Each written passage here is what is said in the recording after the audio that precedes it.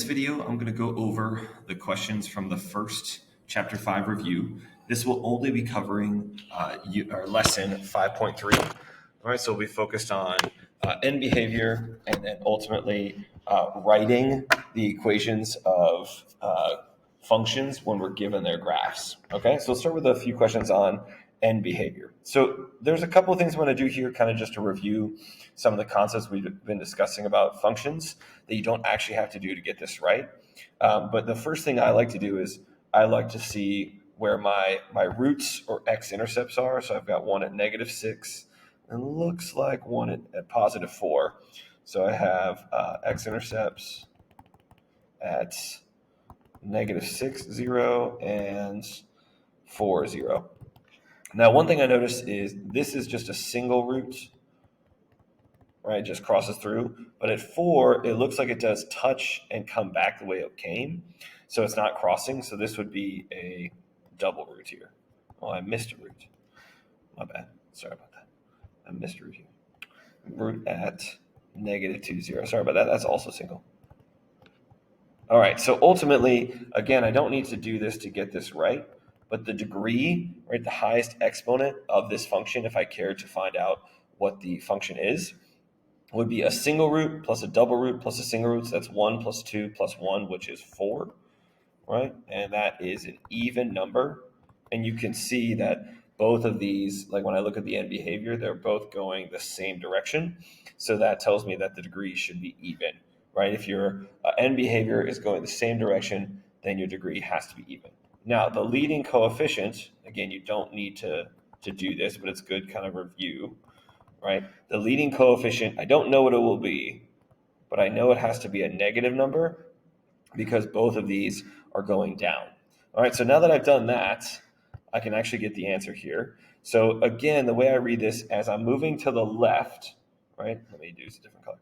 As I'm moving to the left, I'm going down forever. And as I'm moving to the right, I'm also going down forever. So when I look at my answer choices, I need both of my f of x values to be approaching negative infinity. So that's going to cross out this one.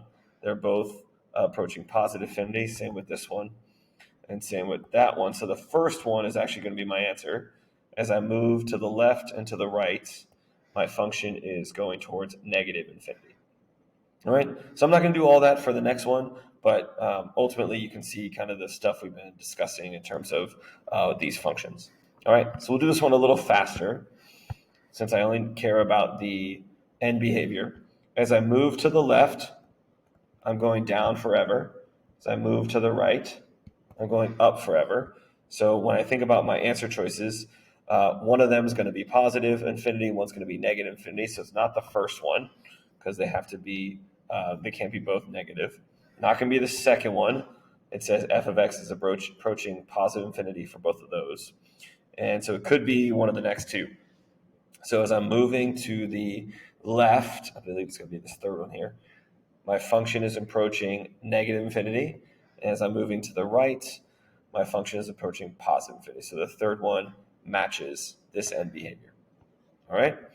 Okay, let's go ahead and figure this one out. I'll do a little bit more work on this one, but kind of similar to the work that I did on the first one. So first thing I noticed is I have x-intercepts at -4 and 3. So x-intercepts at -4, 0 and 3, 0. And it looks like this one, 3, 0 is just a single root, but the -4, 0 touches and doesn't cross. So this is what we would say is a double root. And when you choose your answer choice, don't forget, you want to think opposite here. So the first one, that the most common wrong answer I'm going to see is going to be this one here, because students are just going to forget to think opposite. So the answer is actually the first one, because when I think opposite, I'm going to end up writing x plus 4 twice, or x plus 4 squared, and then x minus 3. Let's do number 4. Same idea. I have roots at -5 and 0. So x-intercepts at -5, 0, and 0, 0, right, the origin. Both of these are just crossing normally, so both of these are just single roots. So I don't need to worry about writing them twice. Don't forget to think opposite here. when I think opposite, the one that can be a little confusing is that x-intercept at 0, 0. You can write x minus 0 or x plus 0, but we don't. We just write x. And then thinking opposite from that, negative 5 gives me x plus 5.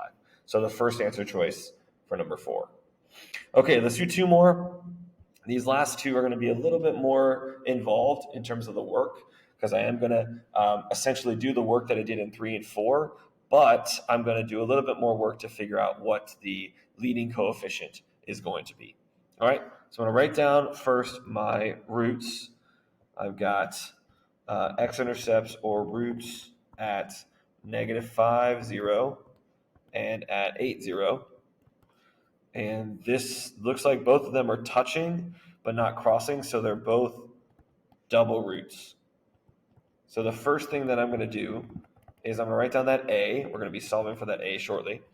And then when you write down the parentheses, make sure you think opposite, so x plus 5 and x minus 8. But because they're both double roots, make sure you square both of them.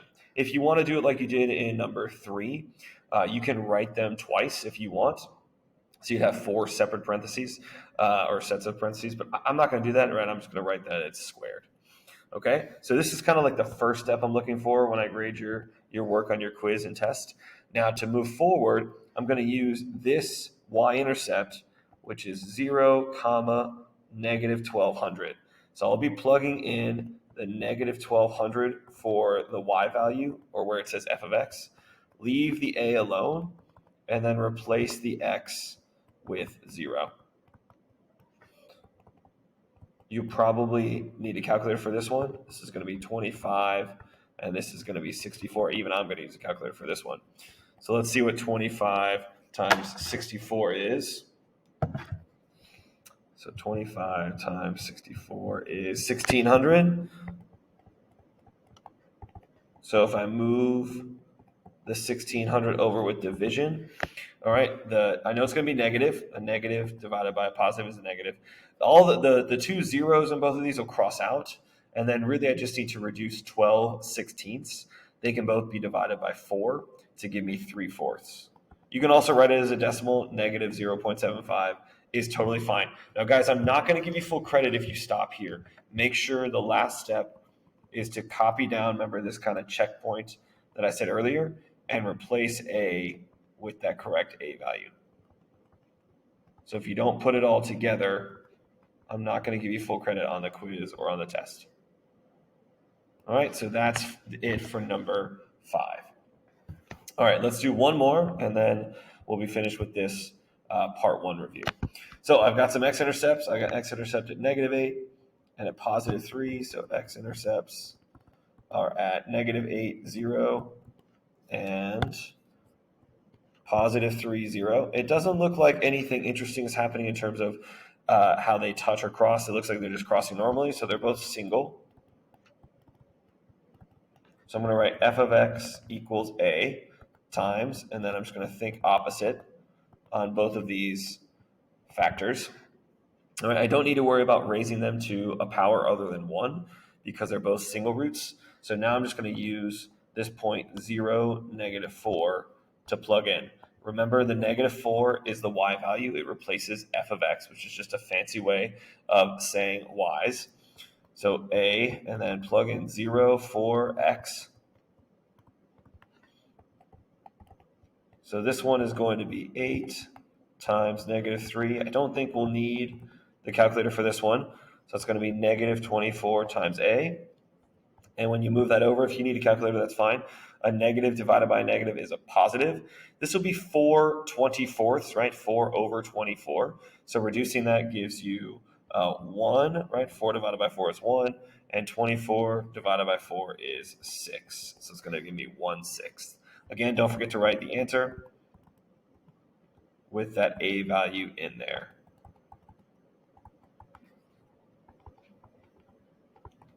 All right, and that's it. That's how you do all of these questions on the first review. So good luck on the quiz, and then good luck on the test soon.